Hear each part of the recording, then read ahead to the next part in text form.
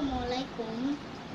আচ্ছা, যে কথাটা বলার জন্য আপনাদের ভিডিওটা করছি, এই যে আপনাদের থামানোর জন্য রাস্তায় আর্মি লাগানো হয়েছে, ফোর্স লাগানো হয়েছে, পুলিশ ফোর্স লাগানো হয়েছে, কিন্তু আপনারা তারপরেও যাচ্ছেন বাইরে। অনুরোধ করে একটু যাবেন না? দেখেন, আপনারা যদি বাইরে যান তখন আপনাদের মৃত্যু হতে পারে। দেখুন, আপনি মৃত্যু যখন পাপ করছেন তখন আপনাকে জাহান্নামের আগুনে পুড়ানো যেতে পারে। আর যদি আপনি ভালো কাজ করেছেন তাহলে আপনাকে ভালো স্থানে পাঠানো যাবে। আর আপনার তো মনে থাকবে না আপনি কি করেছেন, পাপ করছেন নাকি সঠিক কাজ। হুট করে মরে গেলেই হবে আমার কথা শুনলে? হ্যাঁ, বলেন আপনারা। এখন আপনাদের আপনাদের এইটার জন্য একটু বেঁচে থাকাটা উচিত। যতদিন আপনি বেঁচে থাকেন অতদিন বেঁচে থাকেন। কয়লা ভাইরাস হলে তো আপনাদের মরে যেতে হবে, মরে যাওয়ার জন্য বাধ্য হতে হবে।